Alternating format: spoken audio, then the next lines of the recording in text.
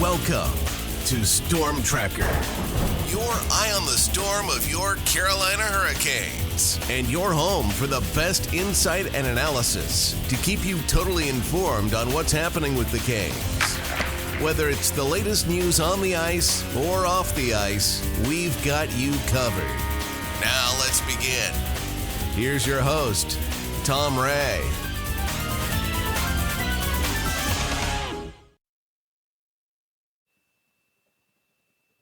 Well, the Carolina Hurricanes got off to an outstanding start, 14-3-1 on the season, and a lot of the critics were wondering, did we get it wrong?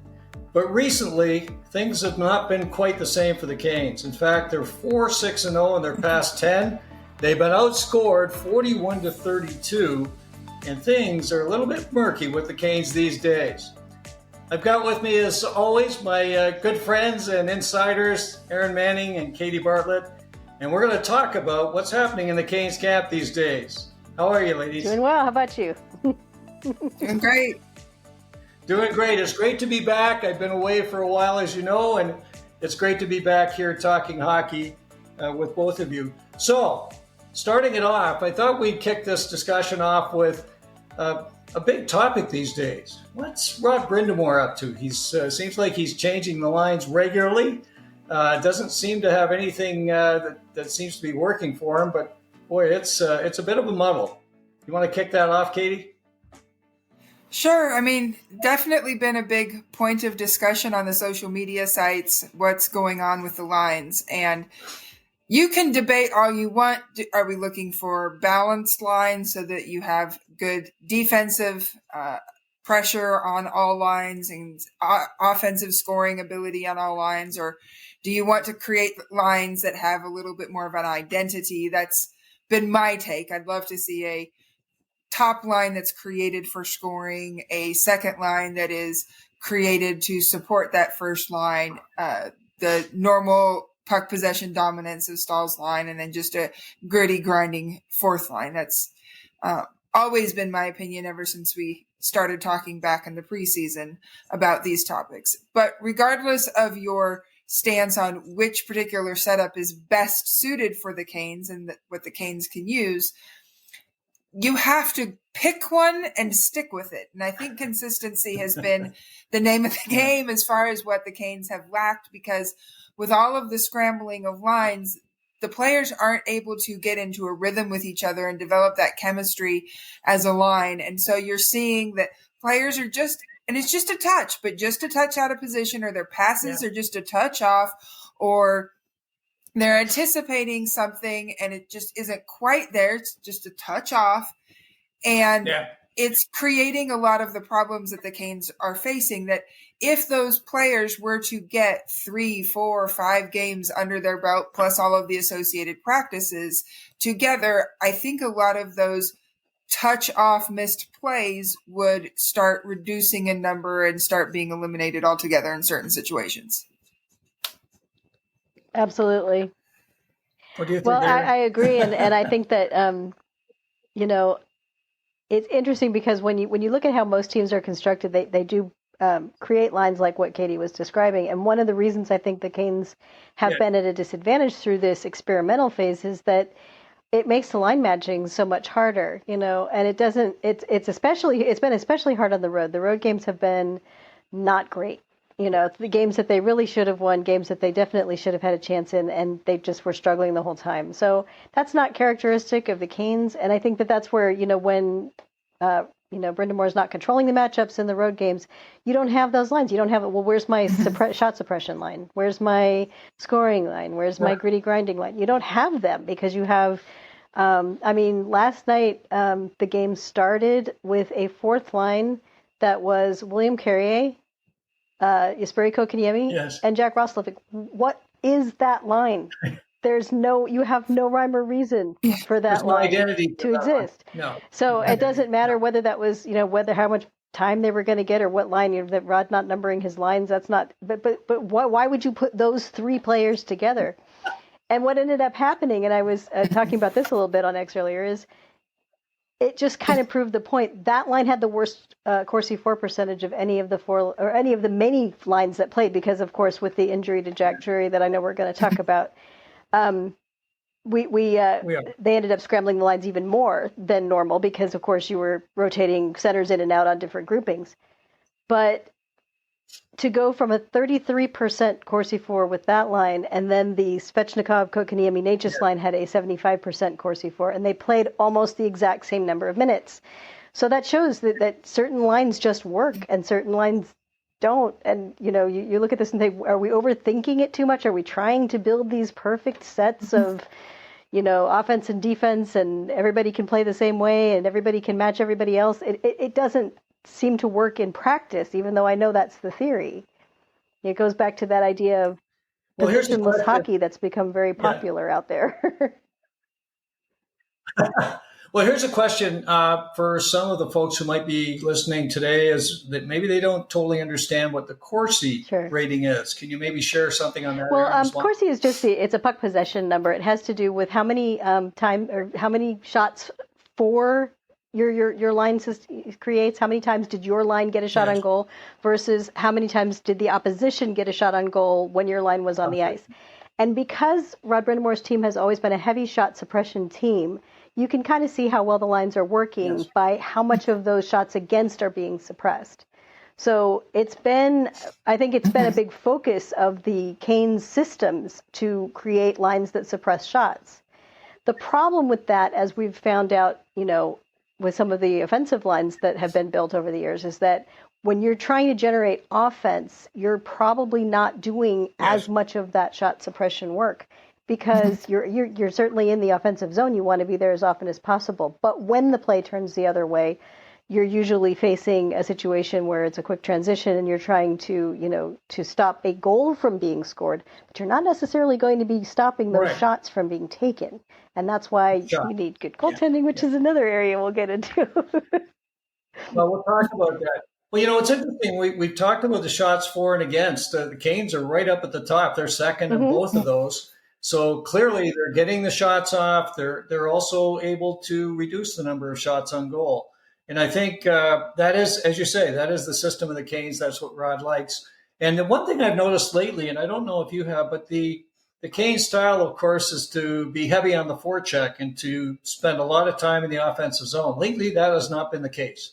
And it certainly is kind of perplexing because, the team is built to do that. So not sure why that's struggled. And, of course, they're giving up better chances to the opposition, and they're scoring on them. So that's how they've been losing during this streak. The Canes stack up beautifully on the power play and penalty kills. So when they're not doing their regular lines, things are working out very well. They're number 2 in the league on both of those. In fact, the Canes are almost at 30% on the power play. This is unbelievable how well they're doing. Yeah. And, of course, we know that the magic is coming from 2 players in particular, Marty Natchez and, of course, Shane Gostisbehere. Gostisbehere has been all-world. Looking at his numbers, he's near the top in really every offensive metric for defensemen in terms of power play points, and so on. And he's just been magic, and it's great to see. But on the 5-on-5 side, it's been, to quote that phrase, Rod Brind'Amour in action. He has really, really played with this a lot. And, you have to wonder, because when the Canes rolled off those initial 14 wins, they had the lineup pretty well set. You had, KK was out there with Robinson and Natchez, and that line was very, very strong. And we were all impressed with the work of Eric Robinson as he, got off to a pretty good start for the Canes. And then on the top line, you had Jack Roslovic getting up to 13 goals pretty quickly. So he's a guy that, again, that line with he and Svech and Aho was very, very effective. William Carrier steps into, Jesper Foss position, and that line did very, very well. Hard to understand why you'd keep playing with these lines and not go back to them. I did see in the game against San Jose for a very short time, Kotkaniemi with Natchez and, of course, Eric Robinson, very short time. So you kind of have to wonder. And, you look at a guy like Jack Roslovic, and Roslovic is, I think he's well built to be on the line with Sebastian Aho and Svechnikov. I don't know if he's nearly as effective with anybody else. Well, part of it, I mean, going back to Erin's Corsi, real quick, is when you had that second line of KK, Natchez, and Robinson, they were the best scoring line 5-on-5, but they also were the worst Corsi line. Yeah. And I think that's a lot of why they got split up is because of Brind'Amour's preference for shot suppression over the shot generation and the scoring, which in my mind, it's about a ratio. It doesn't, if you're giving up 3 goals, but you're scoring 12, that's the same as giving up, 1 goal and scoring 4. I mean, just because you gave up 2 fewer goals, where you're also scoring 8 fewer goals, you need to, come up with that. And so I think that's kind of where the Aho line comes in as well, because Aho is good defensively and Roslovic has his defense is his Achilles heel. Let's just put it that way. And we have seen that in some of these games recently with these blended lines where he hasn't had someone like an Aho looking out for him. Yeah. And Aho's also a playmaker. So their skill sets matched each other well. Aho likes passing. Aho likes creating scoring opportunities rather than shooting and taking those opportunities for himself. Right. Roslovic is a sniper. He finds those soft spots in the ice and takes those opportunities to shoot. And then whether it was Fetch doing the digging of the pucks out of the corner or Jarvis or whatever, that particular skill set also complemented them. And so you're right. I don't think Roslovic really fits well elsewhere, but that's because of how well his offensive and defensive tendencies match with Aho's, both for the positive and to cover up some of the negative. What do you think, Erin? Yeah. I think that you're right to a point. The only thing is that we get into that dilemma of we have Svechnikov, we have Roslovic, we have Jarvis, we have Natchez, and then if we want to put Robinson back in the top 6, then suddenly we have too many top 6 wingers. I think ultimately either Robinson or Roslovic will probably be playing a little bit below, and we don't know exactly what's going to happen now, but. As far as being really effective with Aho, absolutely. The only thing that's interesting, though, is that I think even though they haven't played much together, by the expected goal metric, the line of Svechnikov, Aho, and Jarvis was actually a little bit higher, than Roslovic, Aho, and Jarvis. Yeah. So Roslovic was scoring a lot of goals. Nobody was expecting them, apparently. Sorry, just a little bit. But but no, they weren't creating, again, they weren't having the same effect on possession. And that is where I think that there's going to have to be those discussions about, okay, do we want to prioritize the whole puck possession and suppression? And I think that they do, because I think that is what Brind'Amour sees as the right way to play. But I think you have to figure out, how do you balance that when a line is really going, because even though they haven't played together, for instance, in, the last 9 games, the line of Robinson, Kotkaniemi, and Natchez is still according to Money Puck, I think, is still the top line in goals for per 60. They were producing more goals per 60 minutes of ice time than anybody else in the NHL. We're not talking just on the Canes. So when you have something that's working like that, I think that's where you have to step back and say, okay, is shot suppression really so important that we have to start moving these people around and putting different people together to see if we can get the same effect without giving up so much at the other end? All of these questions seem to be interconnected, though, because then once again you're right back at goaltending. So it's an interlocking system. Well, the other thing I was going to mention, absolutely. The other thing I was going to mention, Erin, is there's warts with all the lines, but they were at 14, 3, and 1 using these units, and they may not. Some of the metrics may not have been exactly where you want them to be or whatever, but the reality is they were winning. And they were winning big time. So, I mean, what did they have, 8 or 9 in a row or something? So, I mean, to me, there's a lot of question as to why we're doing this. And in the end, we knew off the start of the season there was going to be some concerns at center ice. For sure, we knew that. We had a special on that. We got into it in great detail. And we knew in particular that the Canes were going to struggle in that 2C. It was going to be a battle between Kotkaniemi and Drury. We felt much more strongly towards Kotkaniemi, and I think as he started the season, that was the case, and it was great.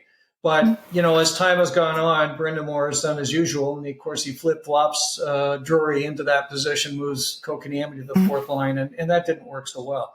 Now we've got a new situation, of course, with Jack Drury going out, and one of the challenges the Canes have had, of course, in their center crew has been getting 5-on-5 goals. I mean, they're puny numbers, like 2s and 3s, and I mean, hardly scoring anything. In fact, I think Aho at 7, I think, is obviously number one in the center side. But you look at Stahl and Drury and Kotkaniemi are all down in tiny numbers, and you can't. To me, that's not good enough. I mean, you got to get more out of your centers for sure. And so we look at the center ice situation. Erin, what are you thinking about center ice these days? Well, like you said, the injury to Drury is going to be a big factor in what happens going forward. We found out today that they have called up Tyson Jost from the Chicago Wolves. Yeah. Some people are a little disappointed that they didn't decide to call up Ryan Suzuki. I'm very disappointed. I'm sure you are. I actually have learned to not have that knee-jerk reaction when it comes to prospects, just because I feel like right now, Ryan Suzuki is having the season in Chicago that if injuries had not been a factor, he probably would have had last season or even the season before, maybe, because he's always been this player. He's always had this capability, but he's been derailed by injuries so frequently, especially after the original injury to his eye. So he's had a much harder path. And right now he's the 1C in Chicago. He's just below a point per game. He's got his confidence is growing game by game from the reports I've heard and the clips I've seen. I haven't been able to watch a Wolves game, but all of the little bits and pieces that I've seen put together. So you look at that and you say, okay, you're going to pull him up to a team that's going through some kind of malaise. We don't know what it is. And you're going to plug him in at 4C where he's going to get 9 or 10 minutes a game and clearly not be someone that they're relying on to do much. That's not necessarily the best way to shore up the confidence of a young player who hasn't had the opportunities yet. So I can see the rationale behind calling up Jost because he's already knows the system. He's played it. He was fine in the role. There were no issues. He was solid, I think would be a word you would use to describe him. I don't know if they're going to have him playing center. He played wing last time, but he does play center. So we'll see what he's going to do. Yes.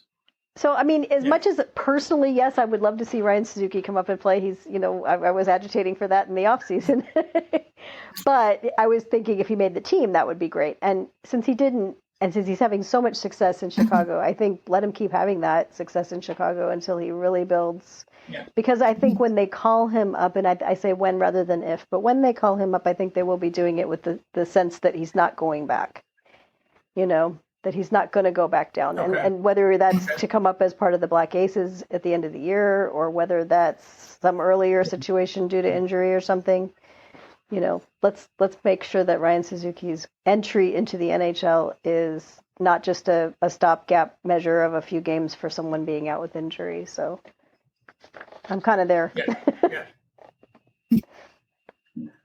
Katie? Yeah.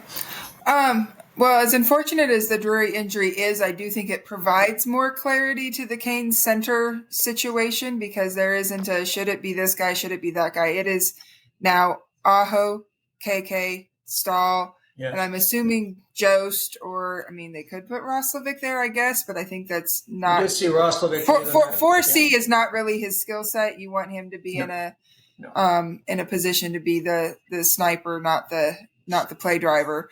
But it is concerning. I mean, you mentioned that Aho leads with goals, but the majority of Aho's goals are power play goals. I think only 2 of his goals are 5-on-5. So that's exactly he's in that same boat as far as 5-on-5 scoring is concerned.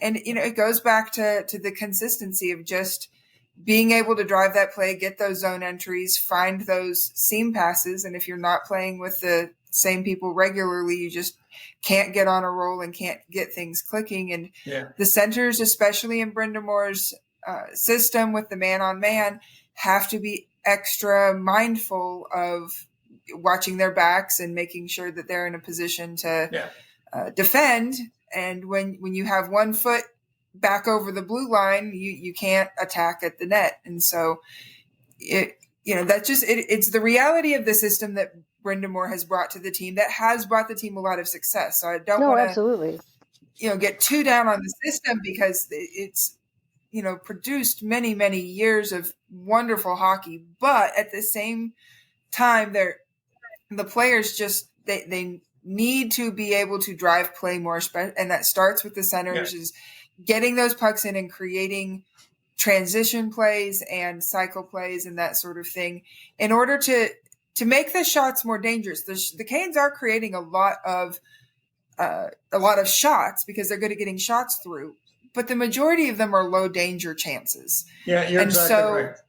And it starts with the centers. The centers have to be the ones to create the plays in order to up the danger level, because we have so many good shooters. If we're able to create more high danger chances, we have the people who can finish on them, at least on those top 2 lines. We can, we know the finishing problems with the Stahl line, but that's acceptable for that line, though. I mean, the third line, that's fine to not have that finishing because of all the other things that they are out there to do as far as matchups and that sort of thing. Those top 2 lines, we have the finishers. We just need to create the opportunities for them to be in those positions where they have a higher likelihood of scoring those goals and not just be shooting from the perimeter. Absolutely.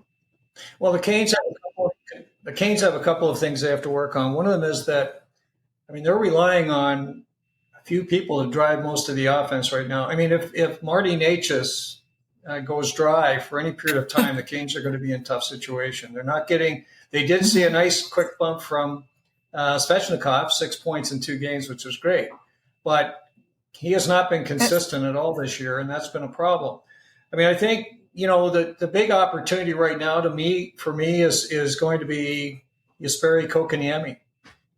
He is going to be in a situation where he can actually, have an opportunity to take a key role for the Canes. Clearly, offensively, they're not going to get much from Jordan Stahl, and they're not going to get much from Tyson Jost. So if there's going to be any more contribution at center ice right now, that's got to be Kotkaniemi. And I thought the last couple of games, I was pleased to see some of his effort. He was starting to show a little bit more life. He went through that period again where he was really almost non-existent on the ice. And so now he's starting to show a little bit more life. And I think he's a guy the Canes are going to need to come through. For sure. I mean, they have no other real options, right? At the moment, no, unless they're planning to make some big trade, but it's mid-season and they don't usually do that. So, no. I think they're not going to do that. I think this is an opportunity for Kotkaniemi, but it's also an opportunity, if you want to look at it this way, for Rod Brind'Amour to step back and stop the pattern of demoting Kotkaniemi whenever he has a significantly bad game. Because you're going to have, when your players are 23, 24 years old, he's 24, Svech is 24, Jack Drury is 24, they've all had their bad games, And maybe it's not like, I'm not trying to say that they're all on that equal level by any means, but I really feel like when you have a player who struggles with his confidence, and we've seen that happen last season, it becomes counterproductive to have that demotion be the first thing you go to, and then to have it last so long. Yes. That was my biggest complaint, and one of the reasons why I wasn't sure what was going on with Kotkaniemi or what they were thinking, because I thought, yes, he had a very bad game against Columbus. He was demoted during that game, which was absolutely appropriate. They kept him. If they'd kept him down on the fourth line for a couple of games after that, I would have been sitting there saying, absolutely, reinforce the message, give him some time to spend more time watching from the bench. But yesterday was game 9, I think. And even as he was improving, and even as he was contributing, and even as he was scoring, and he ended up having the same number of points that Drury was having with 4 more minutes a game, it's like, at what point do you, if you really see this person as being someone who's going to be at least a middle 6 center on your team for the future, at what point do you say, okay, there's no reason to keep playing him 10 minutes a night? Because that's never been anybody's way of getting out of a funk. That's never been anybody's way of improving to play 10 minutes a night if that's not your usual role. Well, it also hits on something we've talked about in terms of this minute thing, and that's Jackson Blake. I'm very concerned about the low minute numbers he's getting these days. He does play a little bit on the second power play, but that fourth line, and in particular his role, has been really diminished. And for a young player who's just kind of first year pro and so on, he's got off to a great start, and that's fine. And he's done a lot of his scoring on the power play, as we've discussed.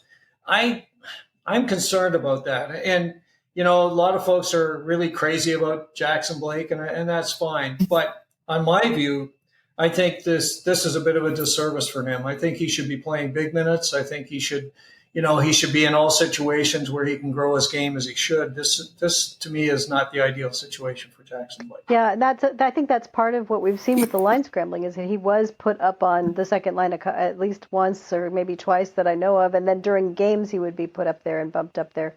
But even with all that, you're right when you say that his ice time has been over the last 9 games.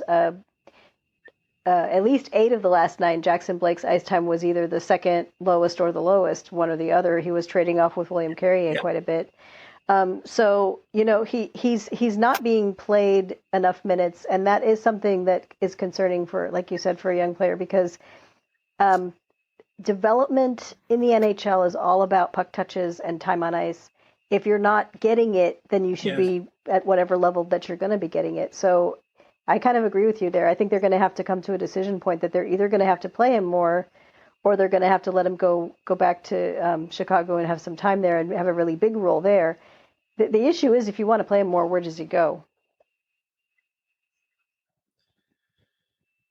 He's got to go to Chicago. I mean, if you wanted to play him more on the Canes, that's the problem. Is it where does he go? Yeah. There's no real place for him. No, because he's not going to be in the top 6. I don't see it. I mean, you could play him. No, and he's definitely not going to be on. I don't see him on Stahl's line. So you're right. There's no real opportunity for him on the Hurricanes to move up in the lineup, and that's concerning. What do you think, Katie? To me a lot. Well, it goes back to the idea of consistency, though, right? And it's doubly important for someone who is a rookie who's new. They need consistency more than anybody else on that team. So I still think he could be successful in a fourth line role. You go back again to the first chunk of the season when all 4 lines were doing well with their role. He was still fourth line. He and Drury had really good chemistry with each other.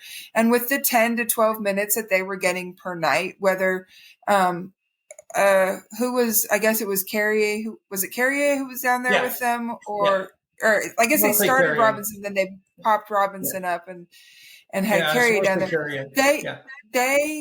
That trio really was very successful, and they had consistent time working together. And so even without a ton of minutes, he knew his role, he knew his purpose. He got to know Drury, he got to know Carrier. They were developing good communication and habits together. So Jackson Blake is just as much a victim of the line scrambling as anybody else on that team, if not more so because of his youth. So I think he's fine on the fourth line, but just like the other lines, he needs a consistent fourth line. So with Jost coming up, if Jost, as expected, is going to be the one who centers that line, hopefully whoever else they put there, I imagine Carrier again makes the most sense.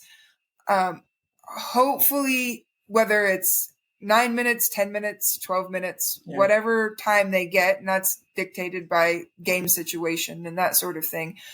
I just hope they stick with it, because I think Blake's game will stabilize as soon as his line mates stabilize. Well, of course, he's going to be without Drury, so that connection is gone. And I was hopeful for Tyson Jost in the offseason, but from what I've seen so far, in the brief periods he's been with the Hurricanes, he's kind of a fringe player to me. And I don't see him as being a guy that's going to drive much in terms of offense and generally on the ice. So we'll have to see how that plays out. Maybe at center he's going to be better than he was on the wing, but we'll see for sure.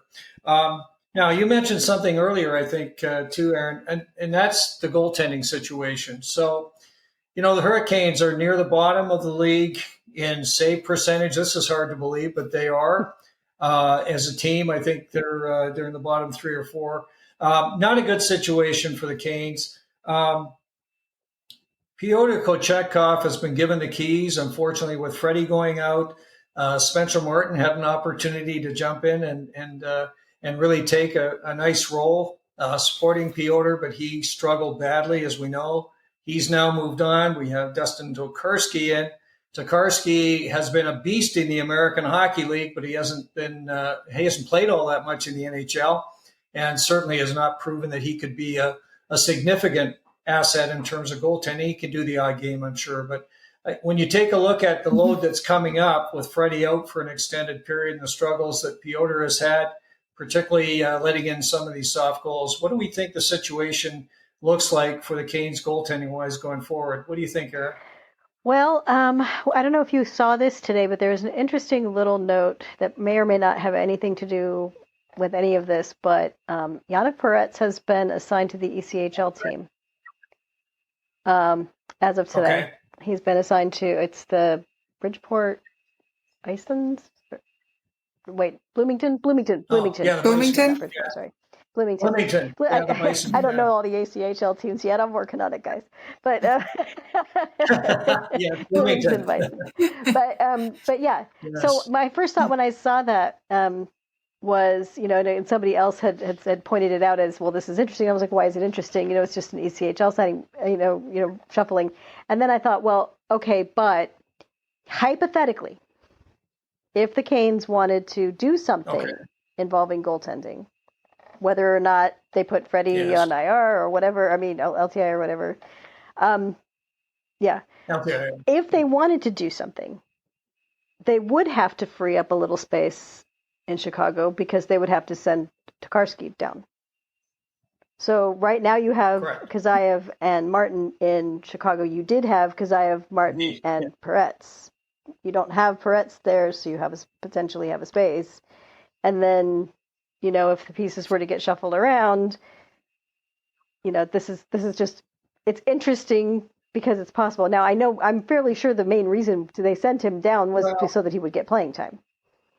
But I think there's two reasons. There's two reasons. You're right. He's going to get more playing time. He's kind of being limited. And Ruslan Kazeev, I think, is starting to come on quite nicely, according to what I'm hearing from Nick Bass and others. He's starting to get his game rounded out. And frankly, they couldn't run with 3 goaltenders, so they had to make a decision which one they were going to send back. And I think Kazeev is a guy they have much higher thoughts in terms of potential on for sure.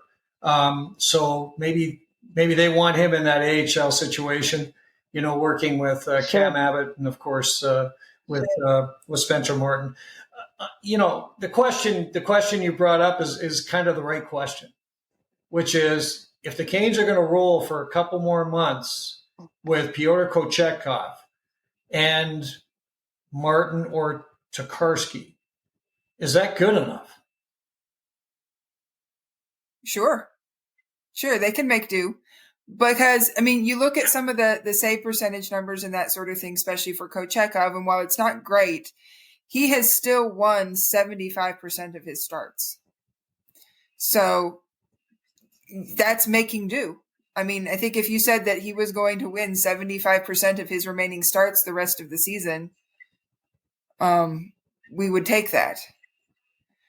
But with the concern about workload and keeping him healthy, you want somebody more reliable than Martin or Tokarski to be there to take some of that workload off of him and trust that they can hold down the fort when he's getting a break. One of the things that I think that people don't understand sometimes or don't think about is that goaltending really affects all these other areas that the Canes have been struggling with. They've given up a lot of rush chances. They've given up a lot of transition plays where they've let the opponents get by them. But all of that, I think all of that starts with the mindset that we have to score 4. We have to have a certain number of goals on the board so that we've created this protective cushion for our goaltender. During the last couple of seasons of Carey Price's career, during the regular season, he would have games like that where he just wouldn't be sharp, and he was battling so many injuries by that point in his career.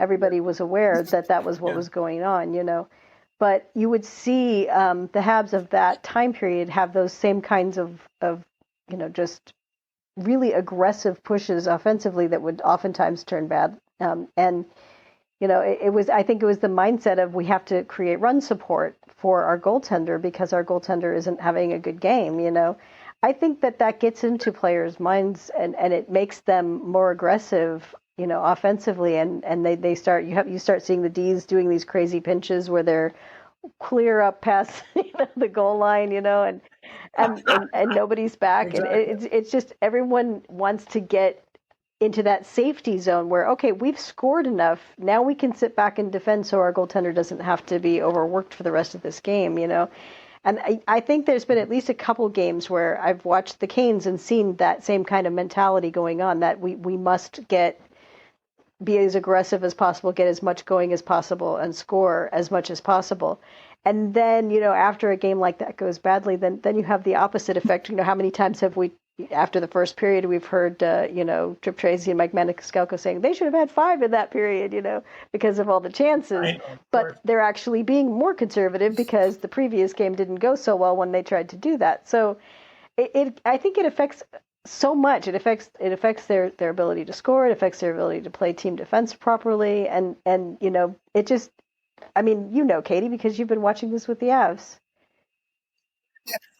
It is the other thing I want to point out that I think is a bit of a conundrum as far as the Canes are concerned when it comes to Kochetkov is I think Kochetkov is a goalie who plays better the more he is feeling the game. And it's hard to feel the game when there is a lot of shot suppression, because you'll see a lot of the games where he gives up 3 goals and there's only 19 shots against. And a lot of times those shots against, there's minutes between shots during those games. And I think he gets cold in the net. And you think back to some of those spectacular games that he had last season. And a lot of those games that he had that were spectacular, he faced over 30 shots in those games. He was getting lots plays of shots. so much better when he is getting a certain amount of shots across. And so I just wonder if there aren't some tweaks where you don't want to give up a lot of high danger chances, but his stats are the best. They're the top 5 in the league for high danger chances, as far as his save percentage and his he makes incredible sort saves. of thing. Yes. But it's the mid danger chances that get him. He's really solid on the low ones too. When you look at the numbers, it's the mid danger chances that are getting to him, and a lot of that has to do with just not getting those touches and not feeling the game. So I just wonder if there is a way to just tweak things a little bit in order to let Kochetkov kind of get into a flow and to a feel of the game. And I think his play will improve, especially because he's had fits and starts, with the injury, a couple times he's been out for injury and that sort of thing. No, I think you're onto something, because, one of the things I've noticed with Piotr for sure, he'll make incredible saves. How many breakaways? The Canes have been giving up a lot of breakaways and odd man rushes, and he's made these circus saves, and it's really something. And then he'll let in an easy one. And you're kind of thinking, what's going on here? Because, the tough ones he's saving and the other ones he's struggling with. So I don't know. I think there's a lot of different reasons behind this. Clearly, Piotr has shown in the past he can do it. There's no question he's got the capability, and he's going to be the one they rely on. He has a good winning record this year. The numbers, kind of win-loss numbers, are excellent. It's just a save percentage at this stage, and I think it's part of what you're saying. He's the play is inconsistent, and as you say, he probably gets cold. He's looking around. Maybe he loses focus. Who knows what it is? But in any case, they're going to count on Piotr for sure. And as long as he stays in the crease and doesn't do the crazy things he does, which we see so frequently, he should be fine.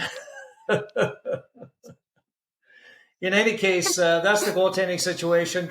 Again, to summarize, I don't think there's any deals forthcoming in the near future. Of course, that could change tomorrow, but I think they're going to run with Piotr, and he's going to see a lot of ice from here on in. I didn't look at the schedule, so I'm not sure how many back-to-backs they have, but clearly they're going to count on Piotr to play as much as he can. Okay, one last thing I wanted to touch on with the player side is, of course, the defense core. A lot of criticism these days about the D core. Some folks are all over Brent Burns. They feel like he's starting to feel his age a little bit, struggling a little bit in his own zone these days. And of course, we've got the challenges with the third pair of the Canes, Shane Gostisbehere and Sean Walker, sitting at -6, I think, each right now, so a -12 collective. Not good numbers for them, for sure. And on the other hand, you've got Orlov and Chatfield, who I think throughout the season have been very consistent and have played excellent hockey for the Hurricanes. So what are we thinking about the current defensive core? Katie, you want to take a shot at that one? Well, I know there's some different concern, but as far as my opinion goes, I think just let them play through it. No need to stir the pot to make things crazy. Even with the recent struggles, the third pair of Gostisbehere and Walker still has the best possession numbers in the league for a third pair. In fact, one of my favorite Avs podcasters called them those freaks over in Carolina.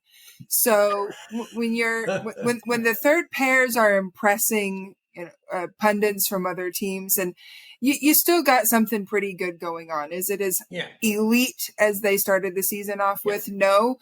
But again, what's going on with the forwards, and the forwards still kind of missing each other a little bit with their play, and not having some of those soft goals going in behind them.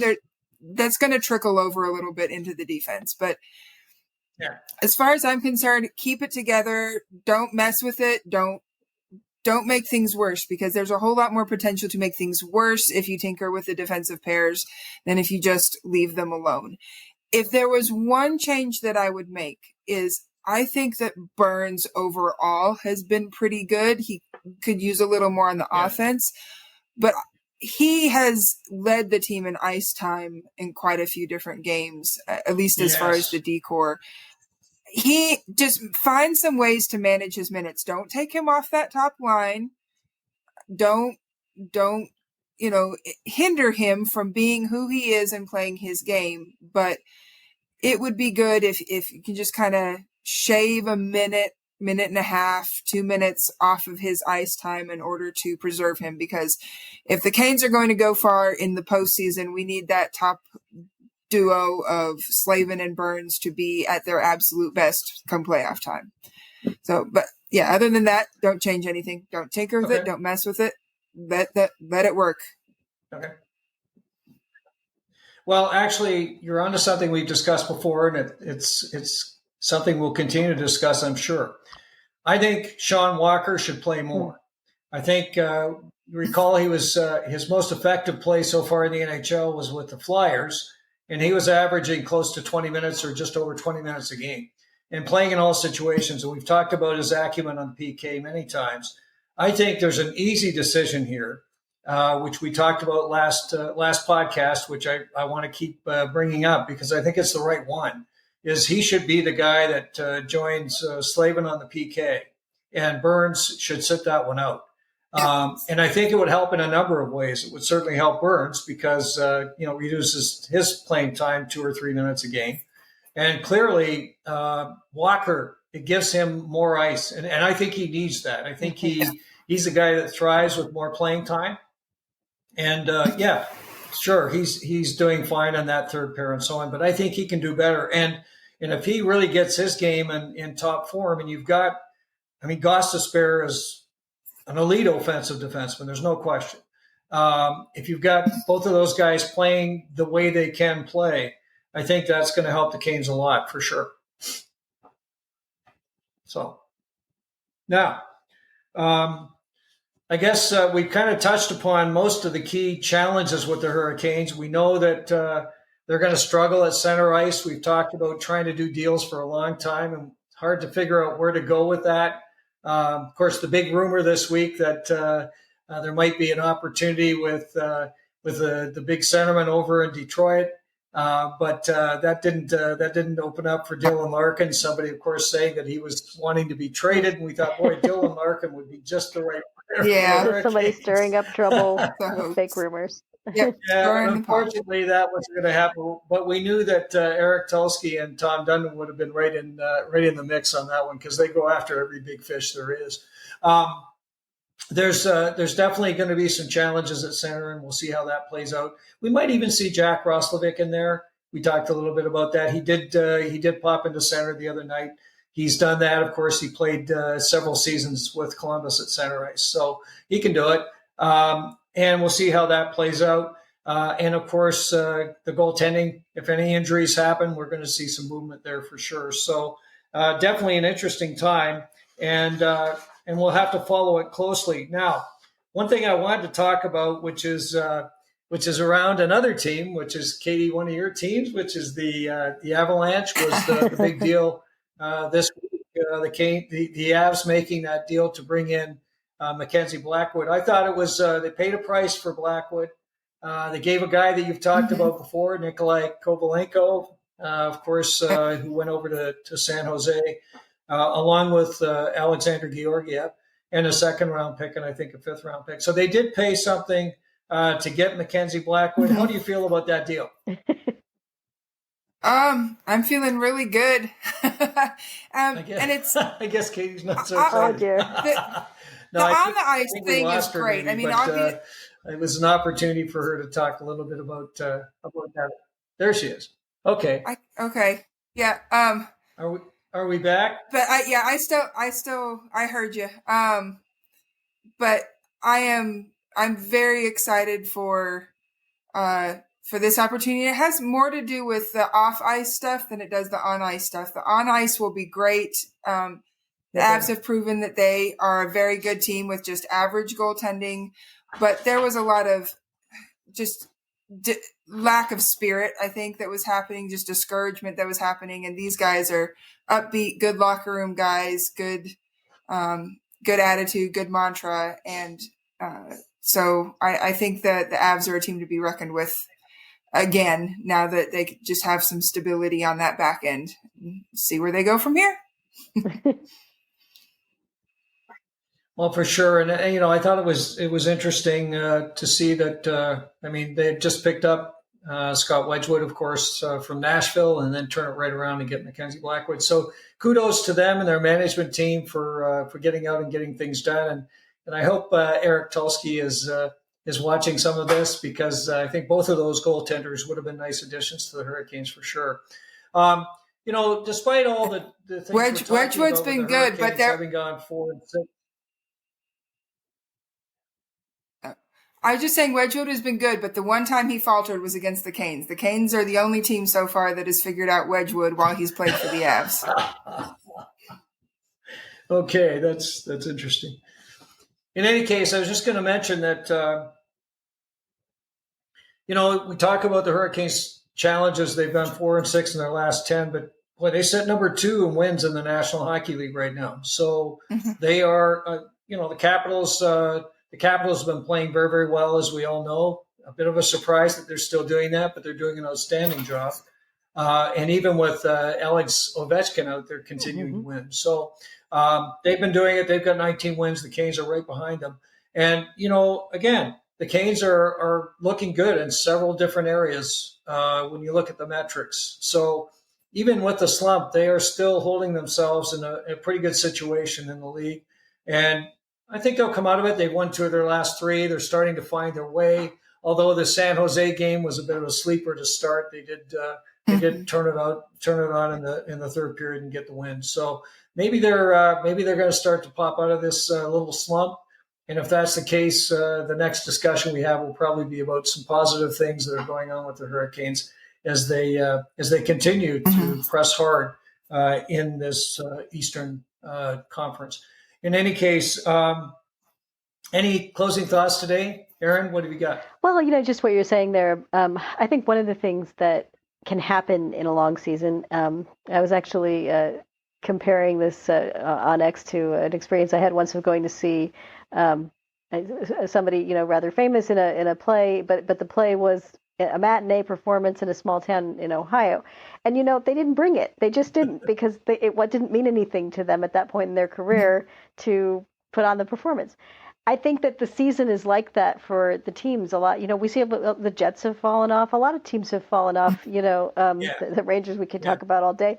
But a lot of teams have gone through that winter blah kind of thing, where things just settle down. And as ironic as it is, and you don't want this to be the way that it is at all, but going through some adversity together, which they're going to go through now that they've lost Jack Drury for the time being, that kind of thing can actually bring a team back to their senses a little bit and say, okay, we have to win so that we'll be in a good position when our teammate and, companion and brother comes back, that he's not, looking at, what happened while I was gone.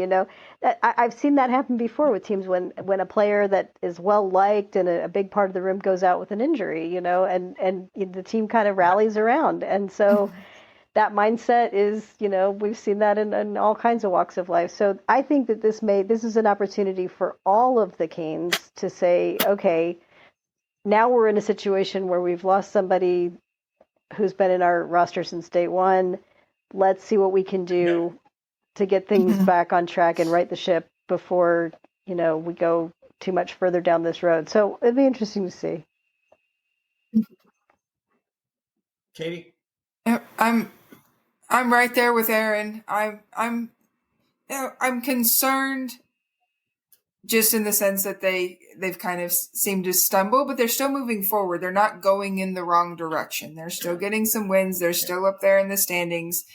They're still producing goals. They're still doing well on the power play. So as long as can stabilize and keep things moving in the right direction, they'll find their feet. They'll get their skates under them again, and start to tighten up a few of those details. And I think we'll be right back to where we were at the beginning of the season. Mm-hmm. They'll get humming along in no time. Agreed. I totally agree. And I think, when you look at the specialty teams, for sure, they've been outstanding. I mean, the power play has been smoking hot, and the PK as well. And both of them moved into number 2 position in the league. That's quite a story. And I think there's no reason for both of those groups to decline. I think they're both doing it well. And boy, that power play is wonderful to watch. They are really magic. And I think those of us who've watched the Canes for years, it's kind of nice to see a power play that works like that. For sure. In any case, ladies, it's been great to talk hockey. It's fun to talk about the Hurricanes. Sometimes we're talking about great positive things. This one, some concerns, but still feeling pretty good about the Canes this year. And I'm hopeful at the end of the year that those critics that started the year suggesting the Canes may end up out of the playoffs are certainly not going very far. We'll have to eat some crow. So we'll see how that goes for sure. In any case, for those of you who've been listening or watching, as always, thanks so much for joining us here. If you have any comments, please leave those down below, and we'll be happy to answer those for you. And of course, if you like this episode, please hit the like button. And if you want to find out about future episodes, please subscribe and hit the bell. And of course, we'll keep you up to date on everything that's going on with the Canes. As always, thanks so much for joining us right here on Storm Tracker, and we'll catch up real soon.